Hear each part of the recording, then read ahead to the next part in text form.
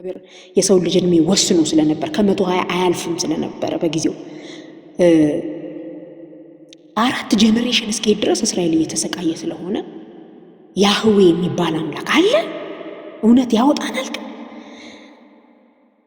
ያው የሚሰሙት ነገር ስለሆነ ስለ ከፍሎ ስላሻገረበት አብርሃምን የረዳበትን መንገድ ይስሐቅን የረዳበትን ያዕቆብን የረዳበትን መንገድ እየሰሙ አደጉ እንጂ ገና የእግዚአብሔርን ክብር አልነኩትም፣ አልቀመሱም፣ አያውቁትም እና አያምኑትም። እውነቱን ነው ሙሴ ይህ ምን እግዚአብሔር ነው የምትለው?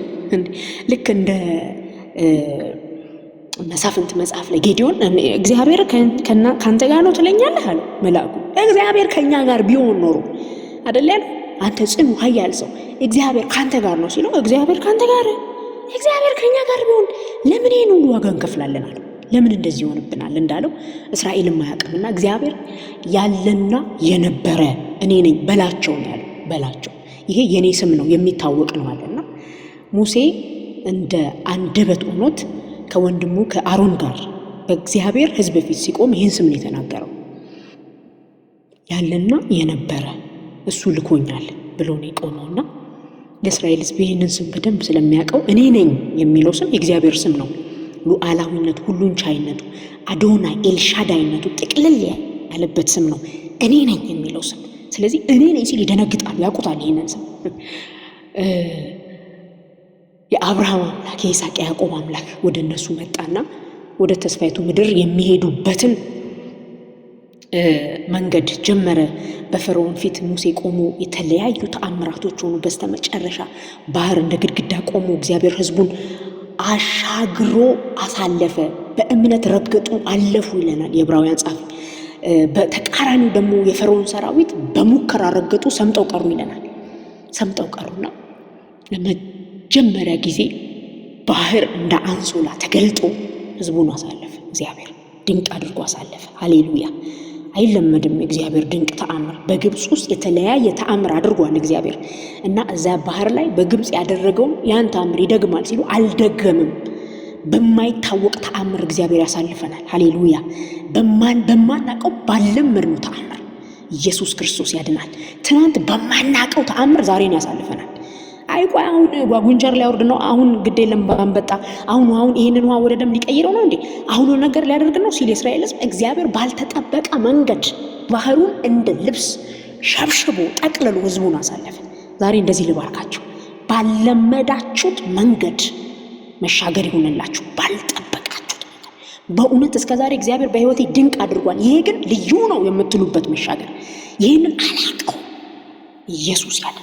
ባህርና የብሱ የሚታዘዝለት የጌታ ሰበሰበው፣ ውሃው ሰበሰበው ወደ ላይ። ሃሌሉያ! ሕዝቡን በድንቅ ካሻገረ በኋላ ዛሬ አብረን የምንካፈላቸውን ክፍሎች ዘጸአት 5 ጀምሮ ያሉትን ክፍሎች እስራኤል በመንገዱ አድርጓል። የእስራኤልን የጉዞ ሁኔታ ስታዩ ወደ ተስፋይቱ ምድር ሊሄድ በጀመረው መንገድ ውስጥ እንቅፋቶች የተባሉ አሉ አይደል? ትልቅ እንቅፋት ግን ማጉረምረም ነው። በደንብ ይሄን እንድትይዙልኝ ስለምፈልግ ነው። ማጉረምረም፣ በእግዚአብሔር ላይ አፍ ማላቀቅ። እግዚአብሔር ሕዝቡን ወደ 40 ዓመት ሙሉ የ40 ቀኑን መንገድ ወደ 40 ዓመት ሙሉ እንዲሄድ ያደረገበት ምክንያት መንብል ማድረግ ነው። በእግዚአብሔር ላይ ማጉረምረም ዋናው።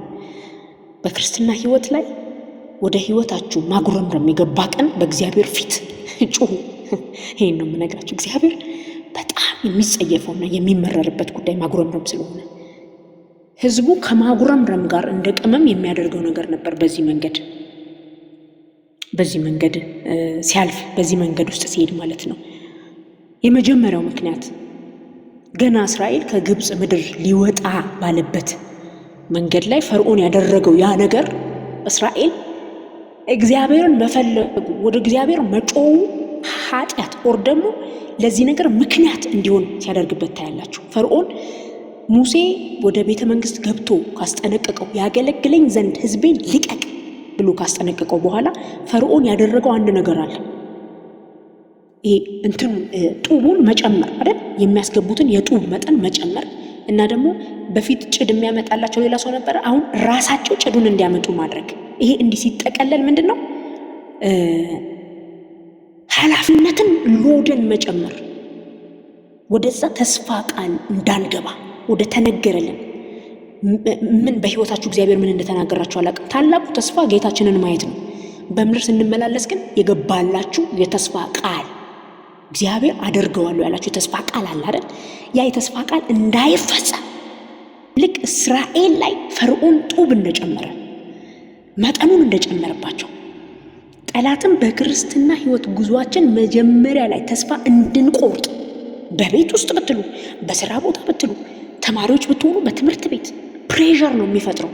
በጣም ግፊት ያደርጋል በጣም እና በሁሉ ቦታ ያለው ኃላፊነታችሁ እንዲጨምር ወርክሆሊክ እንድትሆኑ የሆነ ነገር በእናንተ ላይ አልፋችሁ ሄዳችሁ እንዳትሰሩ።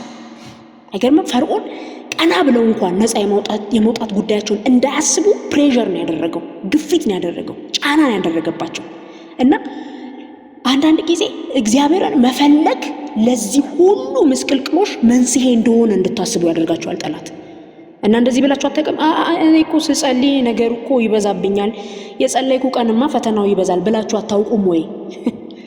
እንደዚህ እንድትሉ ነው የሚፈልገው። የእስራኤል ህዝብ ለሙሴ እንደዚህ ነው ያለው። ይሄው በፈርዖን ፊት ስማችንን አምሶር ይህን ቃል ስጠቀም መጽሐፍ ቅዱስ ስለሚለው ነው አገማኸው አሉ። ይሄው ስራ አስጨመርክብን። ይሄው እንደዚህ ያደረግ ጮሆ ነበር መጀመሪያ እንዲወጣ በቃን ብሎ እግዚአብሔርን ከሰማይ ጎትቶ ነው ያመጣው የእስራኤል ህዝብ ድምጽ በቃን ብሎ። ግን ሲያስበው ሞዱ ሲበዛ ፈተናው ቻሌንጁ ሲያጎብጠው እግዚአብሔርን ማሰብ የሚባለው ነገር እንዳያስብ ፈርዖን ይህንን በህዝቡ ላይ ሲያደርግ በመጀመሪያ ያሉት ነገር ምንድነው? እድሜ ላንተ፣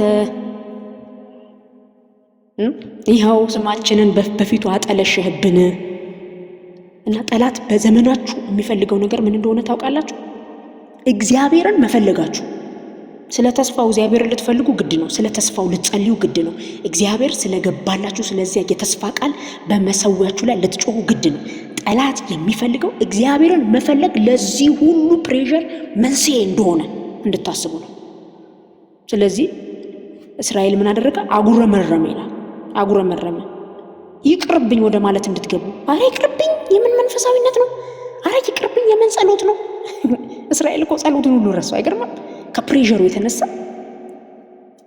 ፈርዖን የፈለገው ከእግዚአብሔር ጋር መነጋገራቸውን አቆመው ሌት ተቀን ወርክሆሊክ ሆኖ እንዲሰሩ ነው።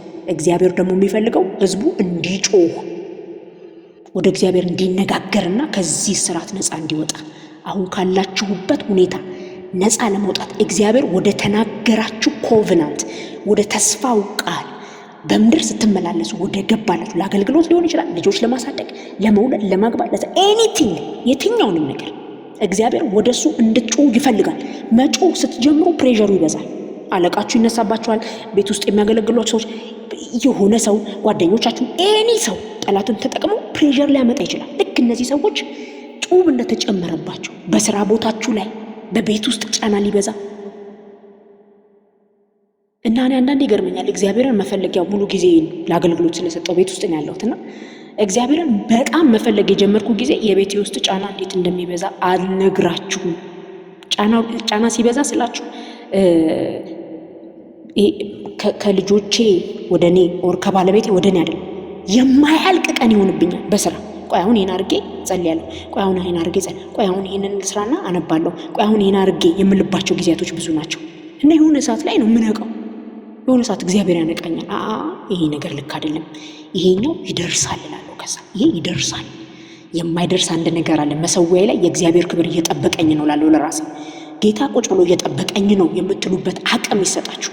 በእውነት ጠላት በጣም ቢዚ ነው የሚያደርጋችሁ። ቢዚ ፊቱን እንዳትፈልጉ። እስራኤል ቢዚ ነው የሆነው አለ በሙሴ